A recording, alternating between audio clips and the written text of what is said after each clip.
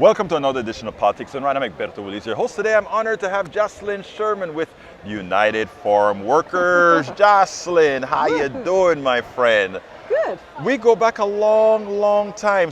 Every single Netroots Nation, there you are. And I've been trying to get you to talk for quite a long time because you have a very interesting story. You grew up with Cesar Chavez. First of all, tell me a little about you and what you're doing. My name is Jocelyn Sherman. I'm the digital director for the United Farm Workers, Right. and I handle all of our digital, the website, the social media, any of that type of thing. Right. And I met Cesar when I was about 5 years old. You know that's a hell of a privilege, right? I mean, that is a guy that's codified into the workers' movement, and to think that you were like right under his arm all of the time. Tell us a little bit about that. I met him when I was very young at supporter meetings with my mom. Actually, I ran up to him in a crowd and he told him, "Yep, whose kid is this?" And my mom was a supporter. I got involved in college again. Right. And joined staff, and I was in New York, and they wanted me to come to California. And I said no the first time. Right. And I didn't realize they left me in New York because I needed someone to organize the Labor Day parade contingent. Right. And Cesar came out to be part of that and was one of these, "Mija, come on, let's walk and talk," and convinced me to come to California for 2 months. It's been more than 35 years. I've been doing this. He was my friend. It was one of the things that he actually promised my mother he'd watch over me and took it very serious. When you moved to California to Yes. be with the movement. Yes. I was very, very lucky. He was a mentor. Right. He was a friend who I got to talk to as a friend. I was so young, I didn't grasp that I was with a hero. Right.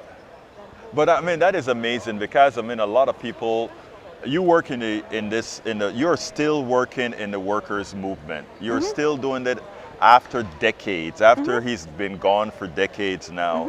And a lot of people would see you in the movement and wouldn't have an idea that you had such an attachment to it because, again, you were always with the farmers' movement with Cesar Chavez. Right. Is that reflected in the people, the newcomers in the movement that think that they're, to put it bluntly, all that, not realizing that you have that history? I don't know. It's not something I talk about. It's something I'm very attached to. I got involved with the union really because of pesticides. Right. I was very involved in the environment, and Cesar, in his wisdom to make me speak Spanish, put me in charge of the cancer families. That's how you learn Spanish. I understood Spanish beforehand. I was actually on campaigns. Dolores basically at one point refused to Dolores Huerta at one point refused to let anyone translate for me unless I gave my reports in Spanish. Okay. So I understood Spanish, but I did not speak it because I'm very aware that I'm not fluent. Right. So Cesar put me in charge of the cancer families, and I'm like, "Hey, I can't speak to them. Mija, your heart will speak. Bring a translator." And of course, I didn't want to bring a translator, so I spoke to them, and that's how he got me to. But it's also dealing with that and dealing like with families of a young girl who died of pesticide poisoning and dealing with her family and her mother afterwards going, "Did I kill my daughter? I used to pick her up when she came home and hug her. Is this my fault she got leukemia?" Right. It affected me, and I stayed. That is something that I think more of us need to be a part of. In other words, we need to know that we can actually make a difference. And the way you make a difference is when something happens, you go out and you do something about it. And that's what you did. You had a good beginning with Cesar Chavez and Dolores Huerta. Right. You had a mother that allowed you to engage in the movement, and she actually, to put it bluntly, loaned you to Cesar Chavez to do the job. For 6 months and wants to know why I stayed, but yes. There you go, right? So I mean, anyway, give me a quick closer. Tell me what you think about the movement and where do we go from here? The movement is very powerful. I mean, farm workers out there, and they're the most oppressed people. You take things like heat, we're going for laws to protect the worker, federal laws. We've gotten laws in California, in Washington, in Oregon, but we need national federal regulations for outdoor workers, and the Biden administration just introduced the first proposed ones, and we're going to have comment periods and need to get it going. But overall, we just need to stand with the people who put food on our table. I mean, our hashtag is We Feed You, and I think that's it. Watch it and help. Jocelyn Sherman, thank you so kindly for being a Sure. part of Politics Done Right. For sure. Welcome to one more edition of Politics Done Right. I'm Egberto Willies, your host. As you guys know, I like to bring, wherever we have Netroots, some of our local politicians, but the ones that are going places. And how do you know they're going places? Well, you're going to hear right now. Today we have Delegate Adrian Boafo. Got it. Welcome to Politics Done Right. And Adrian, of course, in Texas, we call them state representatives. In Maryland, it's called delegates, but they serve the same purposes in the House. Welcome to Politics Done Right. It's great to be here. Thank you for having me. Well, first of all, you have a history. First of all, you are and please, I'm not going to get ageist here, but finding out your age, that you are a delegate before you were 30. Yeah. You were also a deputy or vice mayor before you were 25, I believe. Uh-huh. That is impressive. Yeah, it's been an amazing journey. Look, my parents are from Ghana, West Africa. And so within a generation, you've seen my family go from folks who left Ghana because democracy no longer existed there. Right. Came to America, this beacon of hope to the world. And in a generation, their son became the youngest vice mayor of the city of Bowie, which is the fourth largest city in Maryland, and state representative. And in the state legislature, I get to serve in a leadership role as well. And so it's been an amazing journey for myself. But it talks a lot about what Maryland means for immigrant families. Well, I mean, the first thing that I can tell you is I am proud. Thank you. Just to see a young person achieve so much politically at such a young age, it is what we need, especially in a politic where the grown folks are acting like kids. Yeah. So it's great to see that we have those who have the Thank you. wherewithal to do that. Tell me a little bit about yourself. Yeah. So again, I spent my entire life in Bowie. I was born and raised here in Maryland, and grew up in Bowie, Maryland, which is again fifth largest city here in the state, within Prince George's County. Right. If you're not familiar with Prince George's, it is the most affluent African-American county in the entire country. I mean, think Wakanda, but in real life, right? Really? Black excellence on top of black excellence on top of black excellence. And so I grew up in that community. Right. I went to a really well-known high school called DeMatha, where we're known for a lot of sports, but I decided not to really take the sports route. Right. I found out that public policy and helping people is my passion. So I got my start actually here. It's good to be back in Baltimore City because this is the city that I got my start in politically. Right. I went to undergrad a few miles from where Where'd we you are go? sitting, the University of Baltimore. Okay, gotcha. Where I spent my 4 years there really trying to understand government and public policy, the importance of having leaders who are actually in the seats of power, but also the entire government system, right? It's not just us electeds, we have staff members and folks who are working with us at every single level of government, really helping us. And that's what I thought I was going to do. I did not think I was going to run. You thought you were going to work in somebody's office. Work in someone's office, and I did. I left as SGA president. I was the first African-American SGA president at the University of Baltimore. And think about this was in 2016 at the height of the Freddie Gray movement. Right. So Black Lives Matter movement was really emerging throughout the country. And it was a great time, but I still thought, maybe running isn't for me. It seemed like a really stressful thing as SGA president. So I went to go work on Capitol Hill, and I worked for a few members there.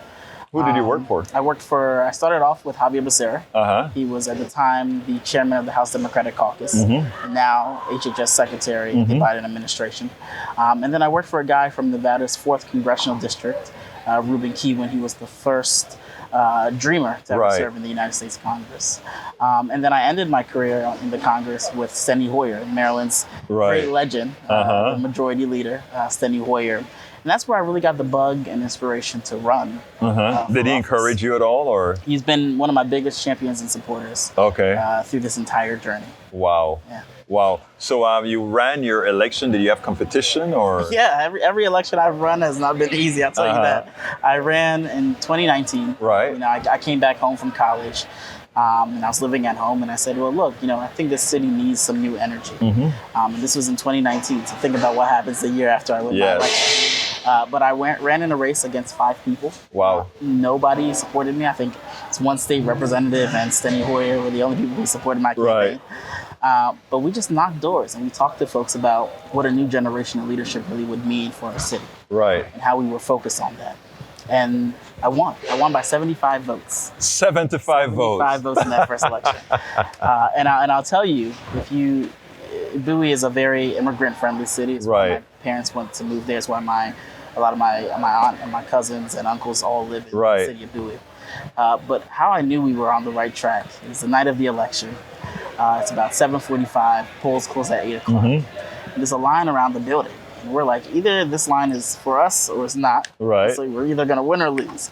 And we walk out and it's all these African immigrant, almost stereotypical. Right. The aunties sitting outside. Yes, and they were there for you. They were there for me. They were there for you. We won that election. And then I ran. So then the pandemic happens. I become the vice mayor of this city at 25. And you can imagine what you were doing at 25 years old. It wasn't being a vice mayor at all during the COVID pandemic. Right. And it really changed my perspective on things and how I viewed policy and the need for progressive policy to really be at the center of all things. And so when this seat became open, I ran for this seat. I ran in a 10-way primary. Oh. Yeah, I got in a week before the filing deadline. Right. We were, again, 2 years of COVID, making sure our city was doing well. I thought I was out of politics. I said, well, this was great. I got to be the vice mayor for my hometown. I got to shepherd us through this pandemic. I'm going to go take a nap and go take a vacation. Right. But I had this urge to continue to do this work and do it at a higher level. Right. So I ran for state office. That one was more decisive than 75 votes. I can imagine it would be, yeah. That one was a little bit more decisive, but still a very competitive election, and I've been blessed. Now, and I imagine you had in the Republican part, you had a competitor, but it's probably a Democratic county. I don't even think we had a Republican for the House seat. You didn't? We did for the state Senate seat that cycle in 2022. Right. Not a Republican. Not for the House seat, it's an extraordinarily Democratic seat. So what is your platform? What is it that what you most want to do? It's economic justice. Economic justice. For the first time in the country's history, young folks, previous generation, this current generation is doing worse than their parents. Right. Folks can't afford housing. Folks aren't earning a fair living wage. Folks are going in debt for a whole host of reasons. And we've got to really figure out a way here in Maryland to really be the leader on trying to make sure that wages and folks can be champions for each other. Exactly. And so that's what I'm really focused on, economic justice, making sure that we have a one fair wage for all of our workers here in the state. Right? Making sure that folks aren't continuously displaced in the workplace. And how do we make sure that folks are able to get housing? Right? How do we make sure that folks actually have that investment that can take them to the middle class? In Maryland, the middle class is shrinking. And that's because of just the inequities that exist. And how can we as government try to make sure that middle class expands? Well, let me just put it this way. With people who that work is central to their being, that is how we're going to do it. Yeah. It has to be intentional. It's not something that's going to happen. It's not happenstance. It has to be intentional. And knowing that we have young people like you coming up, I think the old folks that are themselves suffering because of the inequities, and it is actually the policy inequities. Yes. I am pretty sure that having folks like you will get that down. Give me a closer. What would you like to say that I probably didn't ask you about? I don't think there's anything in particular. This is what I will say, and I've been saying this all through this entire Netroots weekend. There's nothing wrong with America that can't be fixed by what's right in America. My family story is a story of what's right in America. Exactly. I'm a kid of immigrant parents who came here because democracy no longer existed and America was a place of opportunity. And if we are central to ourselves and we believe in this place called America, we can ensure that all the policy objectives we want to achieve can come true. And so we've really just got to center back. I know there's a lot of stuff going on throughout the country these days, but we've really got to figure out how we, ourselves, can start believing in this place called America again, and really redefining what America means for those people individually. And for me, it's the place where opportunity exists. It's a place where we can ensure that young people have housing. It's a place we can ensure that the climate change crisis no longer affects folks. It's a place where we can make sure that people are actually getting a fair wage. It's a place where healthcare can actually be a reality for folks, and a human right for folks. And so I truly believe in this place called America. I truly believe in the state that I get to serve. And I'm really confident after, especially being in this conference, that there's a lot of activists and a lot of folks out there who want to see America do better, and we will. Adrian Viefo, I have confidence. Thank you so kindly for having been on Politics Done Right. It. Thank you. Absolutely. Welcome to one more edition of Politics Done Right. My name is Egberto Willies. Today I'm honored again once to have Byron Belitsas of the Earth Constitution Institute. Welcome to Politics Done Right. Good to meet you, Egberto. Please tell me, what is the Earth Constitution Institute? We are in the business of radical reform of the UN. Right. And the UN obviously needs change. Definitely. They know it, and everybody knows it. Right. So they're doing reform, but we want radical reform. Right. So the Security Council we were talking about, Yes. that needs to be reformed in a big way. They're going to do a minor reform. We want it to be transformed. Right. We have an actual new charter. Okay. It's called the Earth Constitution. Okay. So the Earth Constitution could replace the UN Charter, and we've been working on it since 1958. Okay. Wow. Yeah. That long. I mean, Our team, that hasn't been so far removed from when the actual UN was formed. Yeah, after it was reformed, there was a big minority that opposed it because it really wasn't going to work. Right. And the lead-off guy was Albert Einstein. Oh, really? The atomic scientists. Wow. Because they were feeling the after effects of Hiroshima, Nagasaki. And they thought about this, and they knew that the UN would not prevent an arms race. Mm-hmm.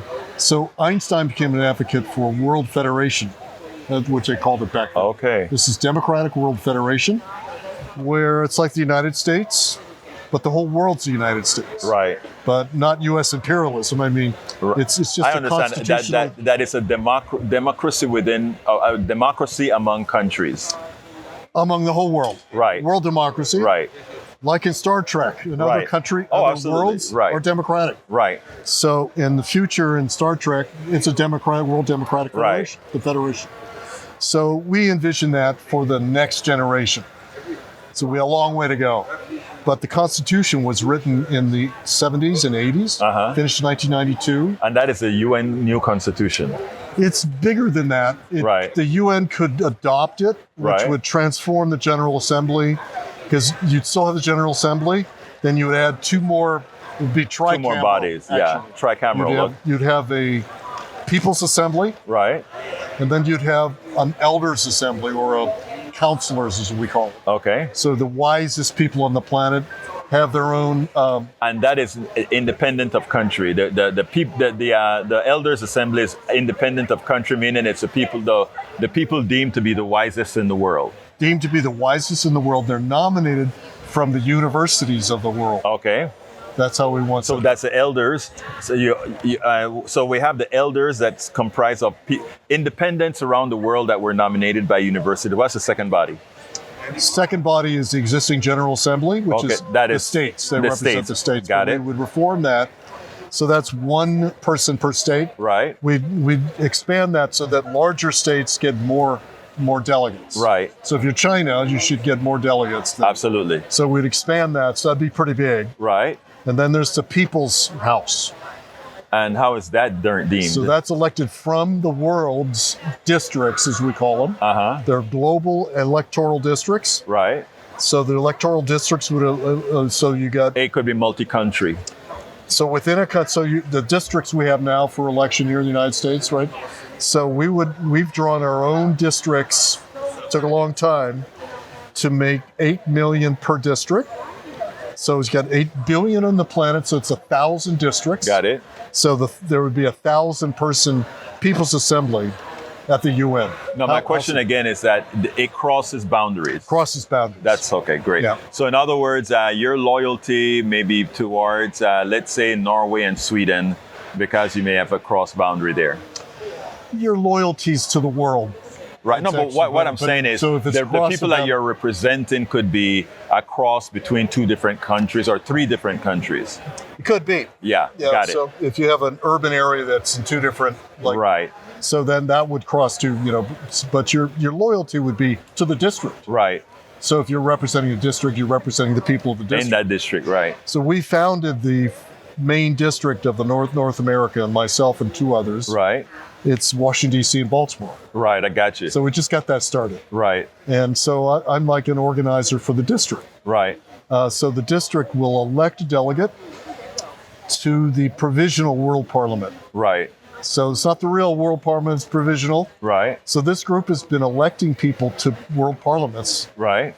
15 times we've done it. Right. It's not in the press. Of course not. But it's from all over the world. Africa, Asia, Latin America. Right. And these are provisional World Parliaments that pass provisional legislation for the world. And this is, again, that 1,000 people that are elected in these different districts. Right now, it's just a few because we're just getting started with the organizing. Sure. Yeah. So they're like provisional delegates to a provisional. But the next one coming up is we've got some funding to do this big, and it's in Pondicherry, India. Right. Now, interestingly, I love these ideas, right? I love this.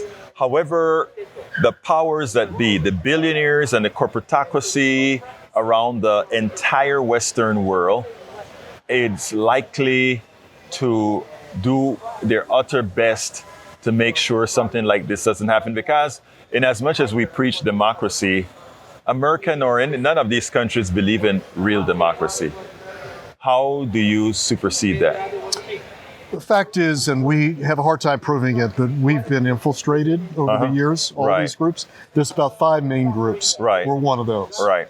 And one in particular, I worked for them, and there was truly suppression. Right. Same with us. We've had these big international meetings. Right. And last minute, the visas are withdrawn. Right. And people can't get there. Right. It was bizarre. And that's happened 4 times. Right. It's understandable. And they're trying to suppress it. But we're a minor movement right now. But when this thing gets big, it's going to be a threat. How do you make it big? It's what we're doing here in this conference is organizing on the ground. Mm-hmm. So district by district, that's what we're doing. Now, so were you able to meet people from all over, let's say, for the districts that will occur in the United States?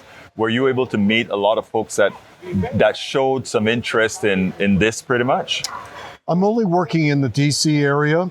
Right. And we have a lot of interest in DC. Right. But it's not. Well, you're going to have interest in Detroit. You're going to have interest in Minneapolis. You have to fan out everywhere. Right. So we're kind of the organizing district for North America. Yeah. There's an organizing district in Venezuela for Latin America. Right. There's one in India for all of India. Right. And we're not in China. We're not in Japan yet. Europe is just starting. So this is just starting on the ground. But on the big superstructure of this, the Constitution is widely respected and widely known. It's in 30 languages. It's known all over the world. So we got that instrument, but we don't have the ground organizing. When you get a chance, after we have this interview, I'd love for you have my card. I'd love for you to send me the Constitution. I sure will. Because I want to see that and make sure that that I also do some promotion to make sure that this stuff is actually looked at. We'll get it to you, and I think you'll find it amazing. How long is the Constitution anyway? It's like 30, 40 pages. Oh, that's not bad. Yeah. That's not bad. So give me a closer. What are your expectations? Give me some durations. How long do you think this may take, etc.? A generation. About 30 years. Yeah, something of that sort, unless there's an acceleration, because what happened in the 40s, there was a huge upsurge and there was a lot of organizing until the Cold War dampened it down. Got you. There was a big movement in the United States. believe it or not, in the Right. late 40s. No, I got you. Yeah. They were called the One Worlders back then. Yeah.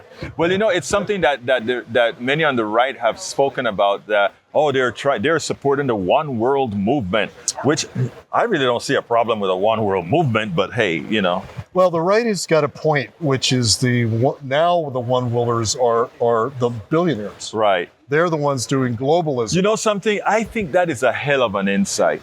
Oh yeah. That is a hell of an insight. They go cross border. They have no limits, and they create a one world economy. They filled in the space. Exactly. So the People's World Federation Yes. have withdrawn, Yes. and they filled the vacuum. And And that's the scandal of this. it is so important. I forgot your name. Byron, sorry. Byron. Yeah. Byron. That's why these types of conferences and conventions are so important, because there are a lot of things that a lot of us know individually, but collectively it's so much easier to then put it all together. And I think you nailed it with the One World. Yes, they feared the One World because the One World is what the billionaire class, the corporatist class, want to actually own the right's themselves. not always wrong about everything. Right. Yeah, so everybody knows that there is this globalist agenda. Right. So we would be opposing that, and this is the biggest battle of all time. Right. It's the people of the world versus the globalists. Byron, look in that camera and give me a closer. This camera right there. Give me a closer. So what we're trying to do is to organize the people of the world to express their sovereignty, which is intrinsic to humanity. So humanity should be in charge of the planet. We should have a governed world governed by a democratic world federation of the world's people. That's the idea. Mr. Byron Belitzos. Thank you, Egberto. Thank you so kindly for having Excellent. been That on was fun. Politics Done Right. Yeah. And I think you've enlightened all of us. All right, thank you for having me very much. Welcome to another edition of Politics Done Right. I'm Egberto, Willies, your host. Today we are honored to have Kidada Gray, who is with Community First Solutions. Kidada, how are you doing this morning? Well, how are you? I am doing just fine. Good, I good, understand that we have roots in the same region of the world. Yes, we are Caribbean folks. We're a family. Caribbean folks. We're a family. We may be cousins and don't even know it. For real. Yes, a lot of cousins. Absolutely so. We've got a lot of cousins. Anyway, tell me a little bit. First of all, what do you do with this organization? So for this organization, Community First Solutions, I do varying different things. We call ourselves movement consultants because we talk about community organizing in a very different way. We're trying to get people to actually take an action, which is the move portion of it, and get people organized, activated year-round, all the time in the community, not just during election cycles. Right. So I'm the executive director. I go around the country talking to different organizations. I also do trainings. Last year we trained in our first year about 144 organizations and about 7,500 So you work with people. organizations, so that means it actually expands out. It actually expands out. So we will actually go into communities as well and build relationships and facilitate that conversation with organizations. Yes, but we are a social justice organization that is centered on doing the best work in building community for brown and black people. Now, what are you doing right now specifically for 2024? Oh, goodness. So for us, we are launching our trainings. So we do a big training series throughout the year. The new thing is that we actually are doing a book club and we're reading the pedagogy of the oppressed. So that way we understand the foundations of why it is that we do what we're supposed to do, right? And so travel schedule is really going into communities, finding brown and black communities that are dealing with social justice issues, including education reform, the injustice about how their children are being treated. Because if you didn't know, black and brown kids are always suspended at the highest levels in schools. Let me break there for a minute, because a lot of people, when we have organizations that centralize, let's say, on people of color, a lot in the majority community would say, you see, you're creating some sort of a division. But then again, you pointed out that one of the reasons that has to occur is you take a look at the schools.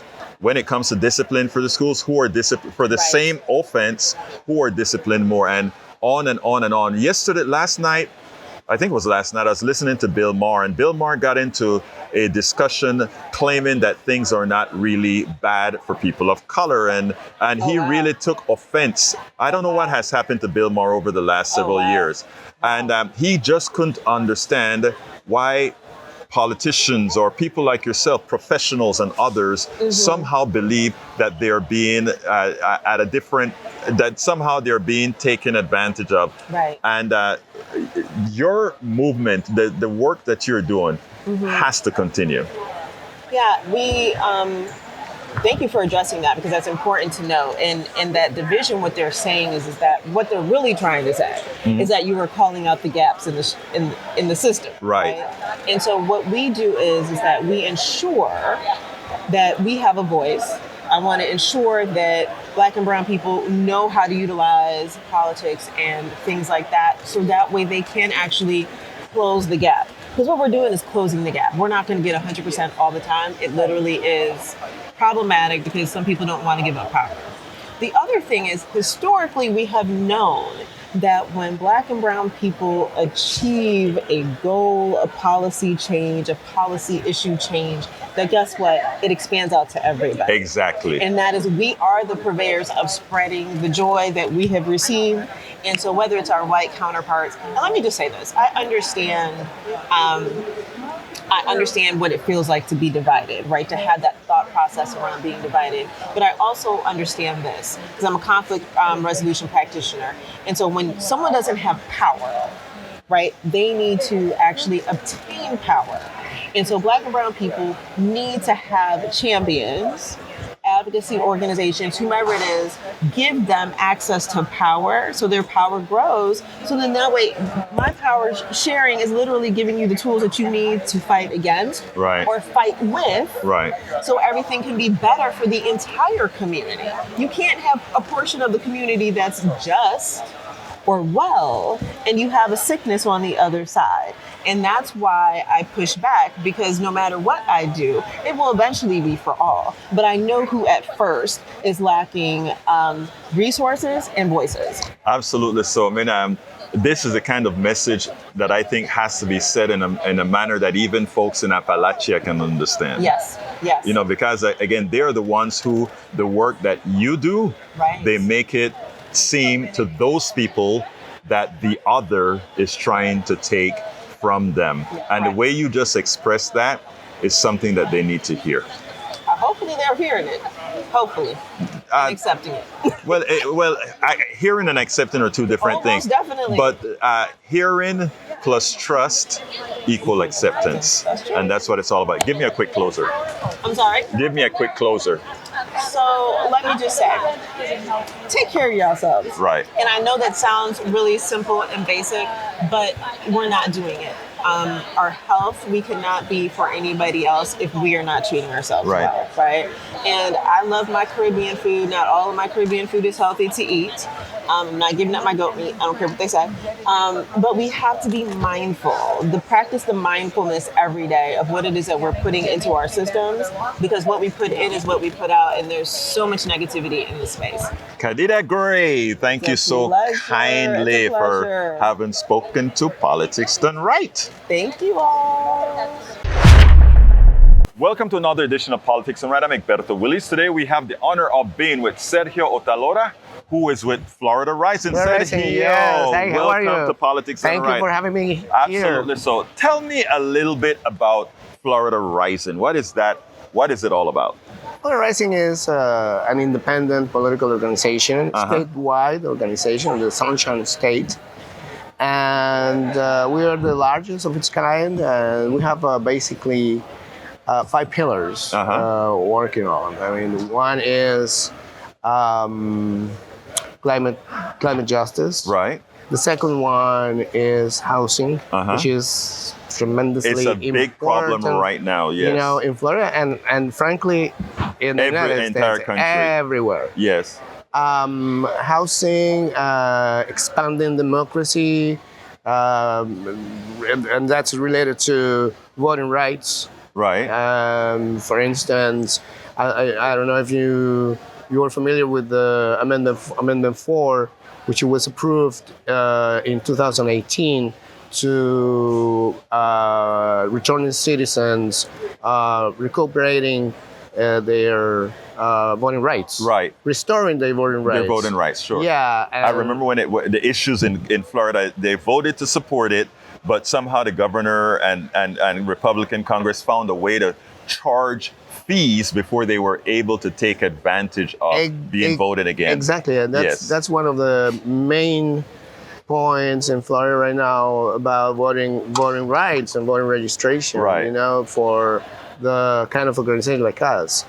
So the other pillar is precisely criminal justice reform. Right. And finally, reproductive rights. Right. And right now we are working hard for Amendment 4. Right. But this time the Amendment 4 is for the amendment amendment 4. I mean abortion, the abortion amendment. Right. You know, to let people in Florida decide by themselves what to do with your bodies. Exactly. You know, the autonomy. Right. And no politicians interference in the life of the decision of women. Absolutely. You know, any women. Exactly. So that's our work right now. We are working. We put boots on the ground, and we have people. I mean, canvassers working through our regions. We are in 5 regions in Florida. I mean, South Florida, Central and North Florida. Right. So we're working very hard. So are you from the Panhandle all the way down to the Keys? All the way down to the not the Keys, but the South Florida in general. Right. You know, we have offices in Tallahassee, in Jacksonville, in Orlando, in Tampa, and in South Florida. So you're spread out throughout Florida. Exactly. Now, I imagine that your goal is to get a whole lot of people who otherwise wouldn't vote to really join and make sure that going forward in these elections they participate. Exactly. Yeah, we are a member-based organization, and we are also in we are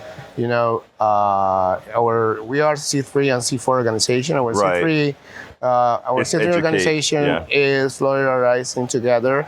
We are in the process of inviting people to vote, and showing people the obstacles, but also the opportunities to vote in Florida.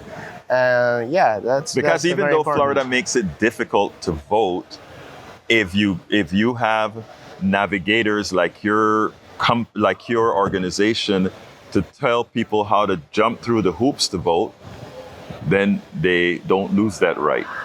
Correct.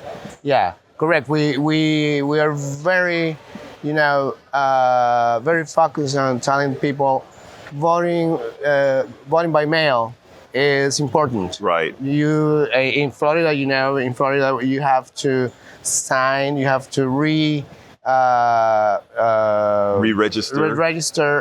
every time you vote. That's a shame, but that is one of the obstacles that they put it to try to reduce the people, because there are some people who it's easy to just register. Others, it's a difficulty to get all the information together to register. Yeah, exactly. So that's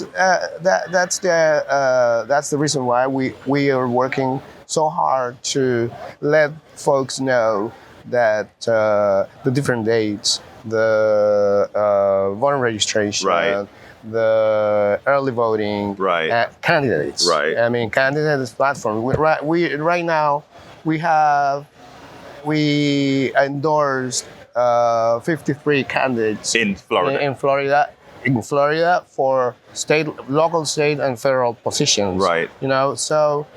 Yeah, it's and the third part of our work is we work with black and brown populations in Florida. That's our constituency, and all the pillars I mentioned before are focused on these communities. And that is because these are in fact underserved communities. Exactly. And especially under the administration of DeSantis, Yeah. it's a population that he doesn't want activated. And as you know, the term woke and anti-woke is Right. related directly with the black community. Right, exactly. And so that's our fight, and we've been working very hard to uplift all these issues in our communities.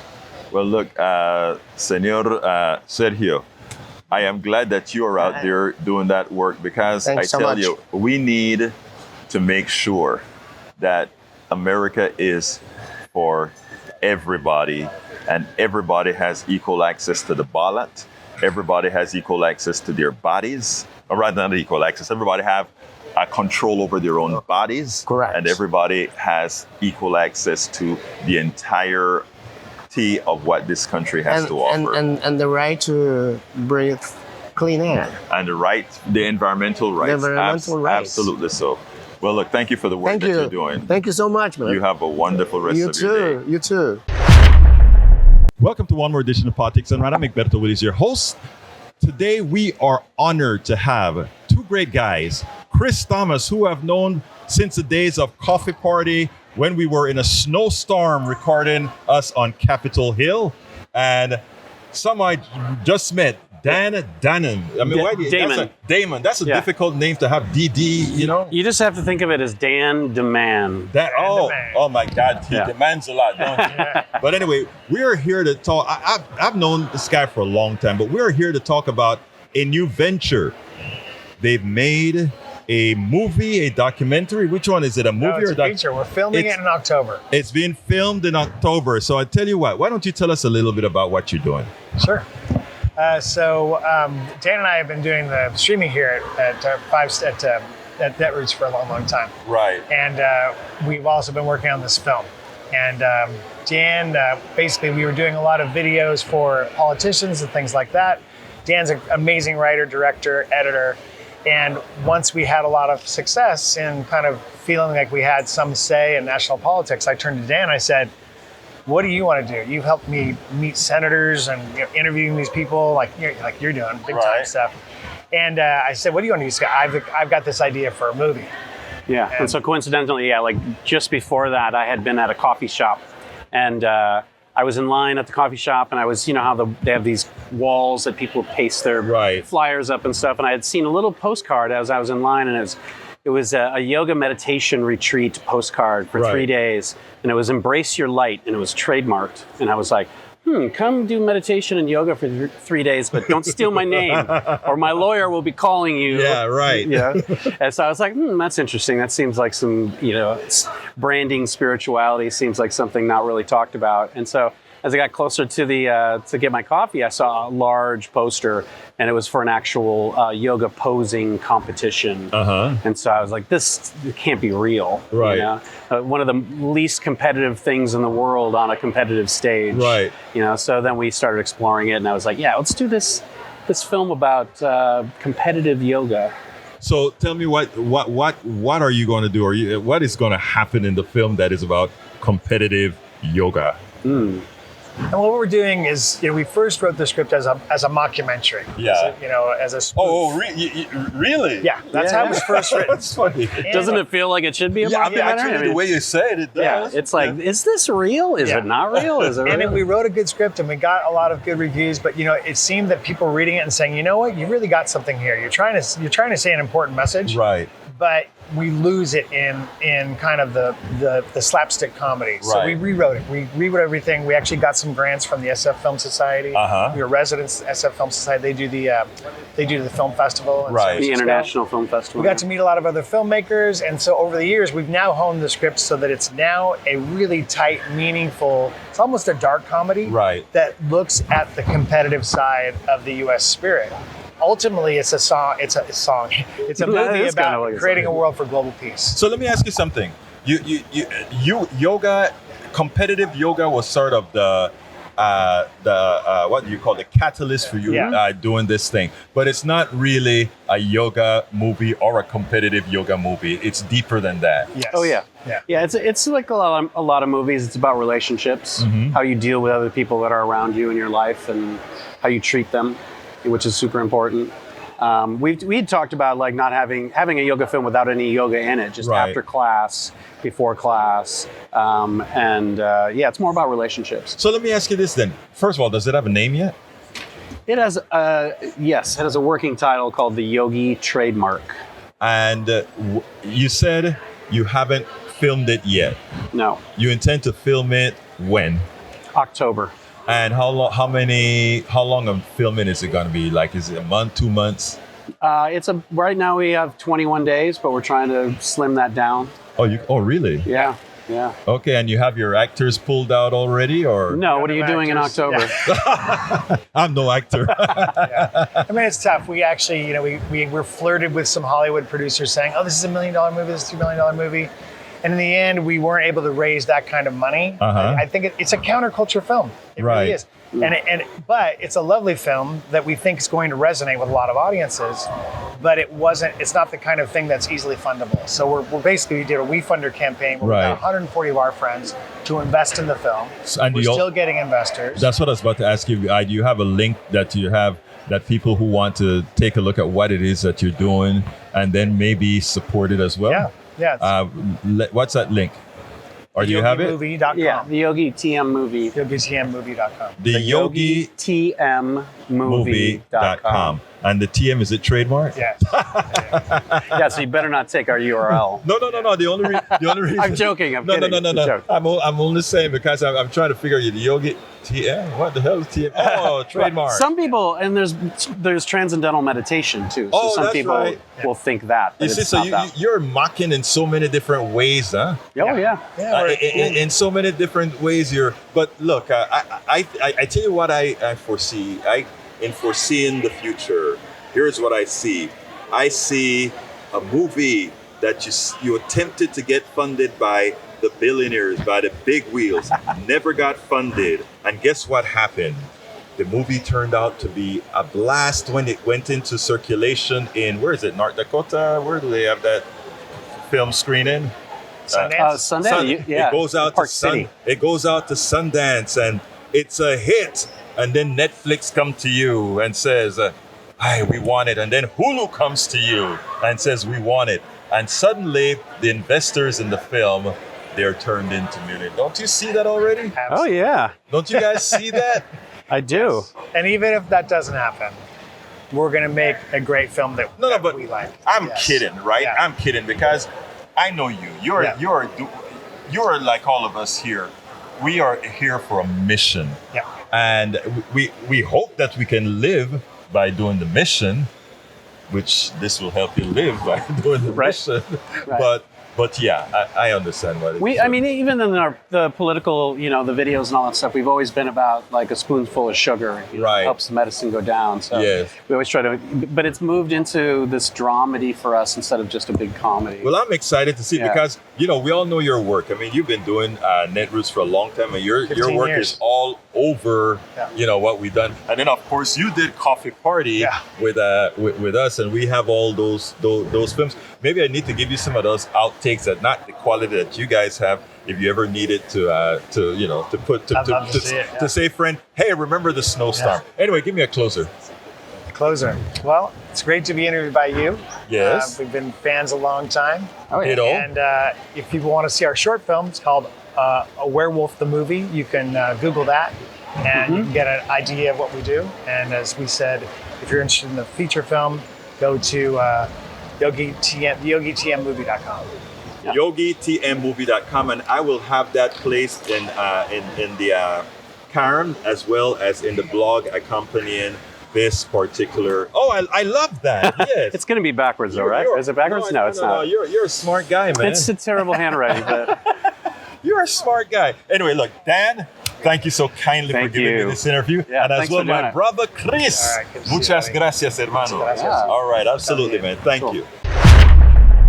Welcome to another edition of Politics Done Right. I'm Egberto Willies, your host. Today we are honored to have Alan Morris. Alan Morris is a policy director of the National LGBTQ Task Force. My brother, how you doing this morning? I'm doing good. I'm a little tired because programming has been several days of a lot of, community and learning, but getting through it. And also with that, Congress is crazy right now. Yeah, well, there's a lot of work to do, and especially given the existential times that we live in with what could possibly happen if we don't do our job. Exactly. Now, tell me a little bit about your organization. So we've been around for now 51 years. We are a civil rights organization. We often like to say that we are the progressive voice of the LGBTQ movement and the LGBTQ voice of the progressive movement. That's a lot of words. But really and truly, we are here to move and shake in certain spaces and places that a lot of people don't necessarily think about. And that's often at a intersection. So when you think about Black folks, how are we showing up for Black LGBTQ immigrants? When we talk about trans people, how are we showing up for trans people that are having to deal with healthcare issues, trans folks that actually are middle class and they now have to deal with, healthcare issues. So we look at all these different intersections and figure out how we can show up and how we can push, our movement, but also Congress and the president in a way that gives us equity. Now, there's something interesting that you said. There's something interesting that you said. You consider yourself the progressive voice of the LGBTQ movement. Correct. Why is it that it needs a progressive voice? I know the answer, but I think people have to get honest about it. And that is, before I let you answer, the same ills that's in the population in the aggregate exist within the finite space of the LGBTQ community, meaning there's racism, there's sexism, there are all the isms as well within that community. Go ahead and expand on that. I think, I've only been on staff for a little over a year now, so I'm still learning what that means when they say we're the progressive voice. But what I can bring to that is when we are looking at what's happening within the movement, how can we be the bridge, right? How can we look at what are the larger issues, and how are we ensuring that everyone is considered and there's not any sort of bickering or fighting?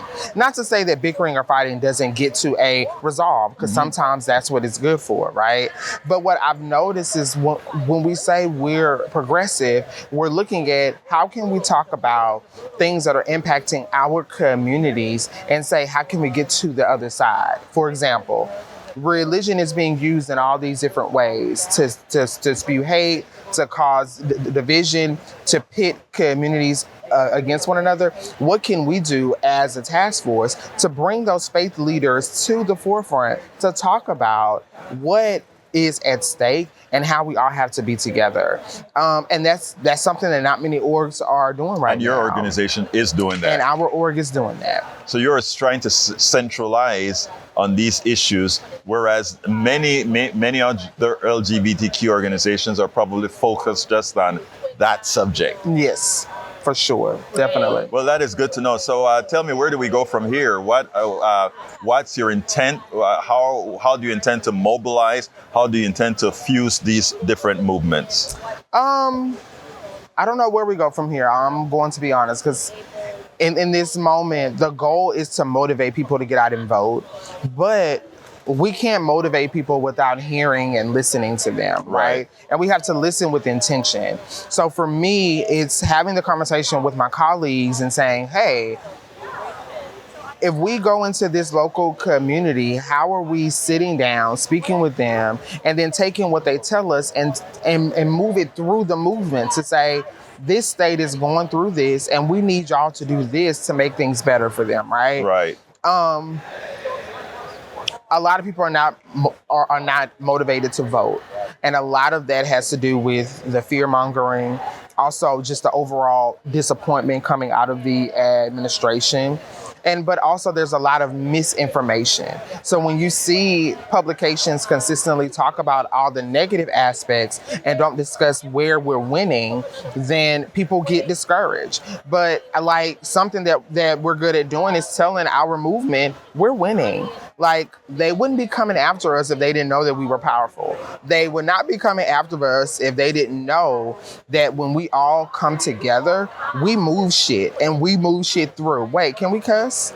Not really, but I'll cut that out. Okay. We move the needle when we're all standing in lockstep or just in lockstep, you know? And so I think for me, where we go from here is how can we have more intentional conversations across various movements? How can we bring legacy civil rights organizations into our sphere and figure out why is it so many of your staff identify as LGBTQ, but you're not centering the needs of LGBTQ people, right? How can we go to repro orgs and say, hey, a attack on repro is also a attack on overall healthcare, which is also a attack on trans healthcare. So what can we do to come together to have the same message so we can all fight it, right? Ever since the overturning of Roe v. Wade, we are seeing a trickling down of so many protections being literally reversed. Right. And so what can we do to bring these movements together to say, hey, without us standing in solidarity, then things will not move. Well, and that is very important. And the reality is the answer is simple. Implementation is hard. Mm-hmm. The most important thing is just like people have to learn to be selfless in these selfless when they're united. Mm-hmm. Organizations are going to have to learn as well to be not insular. In other words, that it's time to stop thinking there's turf to be protected as opposed to turf to be shared. Right, definitely. And when we get there, that may be a point. Give me a closer. Well, I want people to also know and understand that this election, often we hear it's the lesser of two evils, or this is the most important election of our lifetime.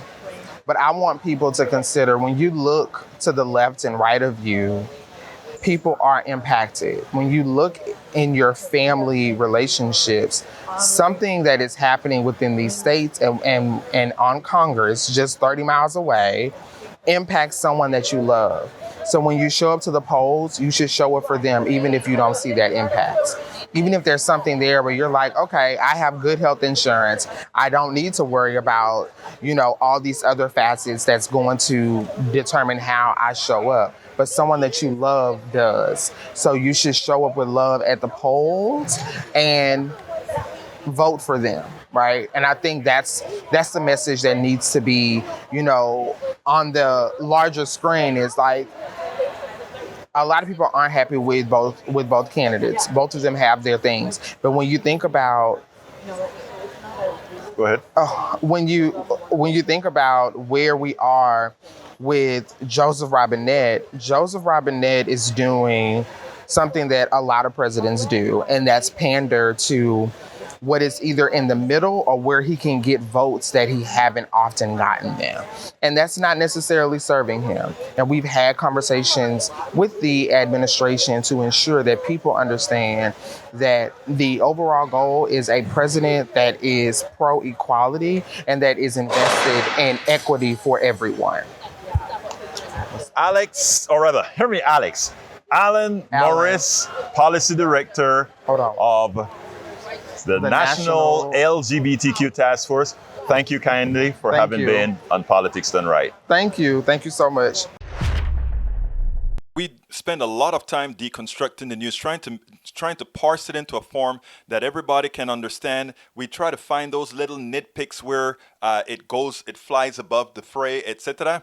If you really like these videos that we do, I want to ask a big favor. Please go ahead. Number 1, subscribe to our channel. And number 2, please join if you can. Thank you so kindly for watching. Keep watching. Please remember to share. We must populate the entire internet with our progressive message, a message that we know is what most Americans say that they want. So help us, please join.